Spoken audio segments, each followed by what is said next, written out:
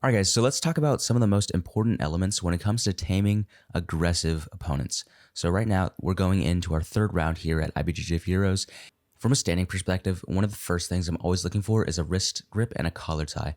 One of the major things that we're looking for here, the collar tie puts us in the driver's seat, being able to either snap our opponent down or maybe snap down to a shot, and then the wrist grip prevents them from being able to counterattack by forcing them to first deal with the wrist grip before then being able to strip my arm off and start attacking the collar tie arm. So this is kind of my thought process. As I'm putting weight down on my opponent's head and he's starting to strip my grips, he also instinctively begins to posture up. In doing so, when I pull guard, I'm able to get directly under my opponent's hips, and from here I can immediately start working on a sweep. Now the first step here is I want to get my hips directly under my opponent. The second one is I'm going to take an ankle grip and also make a crook in his knee. That way I can start to lift his hips up while keeping his head away. Another big note is we want to keep our opponent's head away, as this makes their hips and legs really light, whereas if their head is over their guard, it's going to make them a little bit heavy. So you can see me extend Amir out. That way I can push his head a little bit farther back. And now you're going to see me cover this top knee with my right hand. So I cover and then I underhook the leg.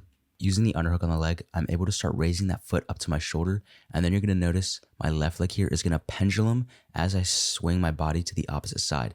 And now Amir has no post leg on that side. So from here, I'm going to start switching my base. My left leg is going to step behind me, and I'm going to be driving into Amir using my right knee in the center of his chest to start pushing down on his leg and start pushing him over.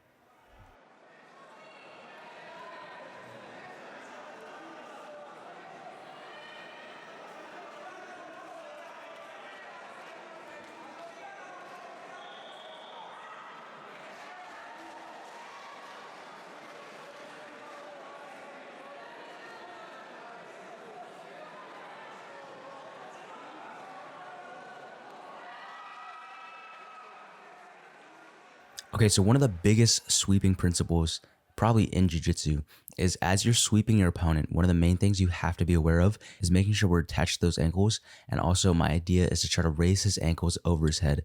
So from there, we actually get reset back into the middle, and I don't have all the footage from the good camera, so you guys are gonna have to bear with me. So now in top passing, my goal is to get Amir's legs to the outside. So you're gonna see me kick away from his De La Hiva, and then as I see this opportunity where his legs kind of float to one side of his hips, I'm going to throw them to the side and start pressing my chest down on the top of his leg. And then this is a very interesting position here. So you're going to see me stand up onto my toes, connecting my knee and elbow and pressing my chest onto Amir. And this will force his leg out of the way. And then guys, to solidify the position from there, you either want to get nipple to nipple or face nuts with your opponent. And then from that position, who's at my door? Hey, how's it going? It says here that you signed up for our 30-day lion piss juice cleanse. It's only $4,900, but I just need a signature at the bottom, and you let me know if you want to pay in card or cash. How the f did you get my address? Oh, you signed up for this program in Rome. Don't you remember? Bro, I have no idea what you're talking about. Please don't ever contact me again. You know, it's okay. This is just a formality anyways. We already have all your card information, so we're just gonna email your receipt, okay? You have a good one. Dude, how do you have my credit card information?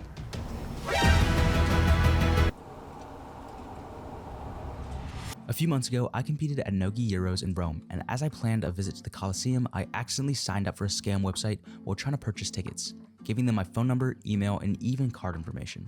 Shortly after I got home, I saw an immediate spike in scam phone calls and emails, and while I luckily didn't receive any surprise bills, Hey, how's it going? there's no telling what could have happened with my information in the wrong hands. And that's where our sponsor, Aura, comes in. Aura is your personal shield for online security. Their trademark feature is not only finding the location of where your information is being stored, but also removing it from the hands of data brokers and scammers. Aura also offers a variety of other online protection, including parental control features, VPN capabilities, and more. So visit aura.com/Carsahh or click the link at the top of my bio to receive a free 14-day trial with Aura and digital protection for the whole family. I don't know what just happened there. That was weird, but maybe you guys should check out the top link in my bio. So we're in side control and north-south, and normally I don't like going balls in the face in training, but this is competition, so I'm a little more inclined to just make it as miserable for my opponent as possible. But here is where I make one of the biggest strategical errors in this tournament. So I'm in side control, I start working my way up to knee on belly, and then I try to slap on this armbar. In my head, I'm calculating everything. I'm like, I get this armbar done, I'm able to move on to the next round with a lot of energy.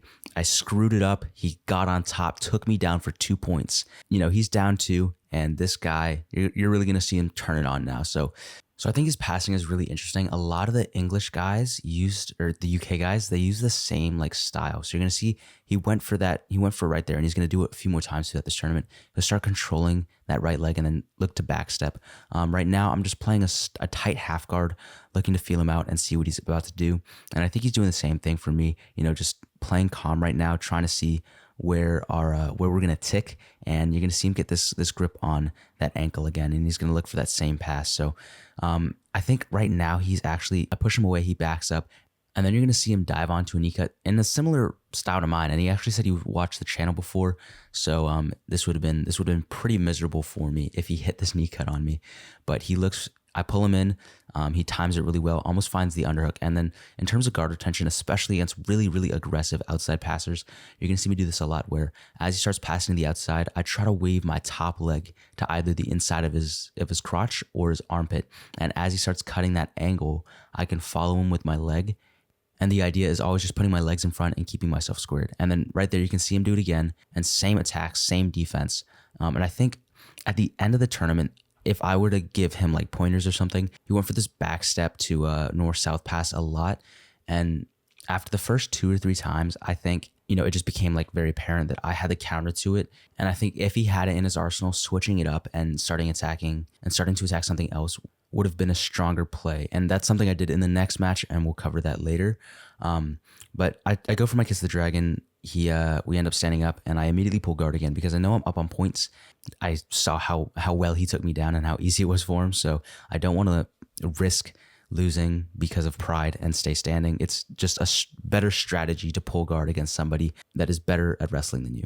So in the thought of slowing down the pace and trying to gain more control, you're going to see me use this 2-on-1 wrist grip to start elevating my opponent, and then I'm going to get this double underhook butterfly guard. So from here, I'm going to start pressing my feet onto his hips. And if you guys watched Joseph Chen versus Andy Varela, he used this to sweep Andy in a mount. Now, I'm not quite able to get the sweep, so if you guys have any pointers, please leave them in the comments below. From here, Amir immediately starts diving into a pass. My goal here is you can see me grabbing his wrist, and if he decides to pass onto that right side, all I'm going to do is push that wrist into his chest. And in terms of defending outside passing, that is a very strong defensive option. Now, like I said earlier, he's going to go for this back step again. And in this case, he tries to control the bottom ankle and pass to my right side. However, because I had that wrist grip, I'm able to start controlling that arm. And as he starts trying to cut, I'm able to throw my top leg over and start working towards an armbar. Now for my style, I'm not stalling, but I'm actively looking for my opponent to make mistakes, and then I can counter off that. And the armbar is one of these instances. Now Amar displayed great armbar defense here. As he rolls over, he's immediately switching himself onto his knees and looking to hitchhiker. So now in order to avoid the armbar, he's going to start peeling my foot off of his head. And then as he comes up, notice how his head position is lower than my knee. And because of that, the armbar is going to be very hard to finish because he can start pressing his chest onto me. Whereas if my knee was in front of his head, I could start pushing him away and start working back to the armbar.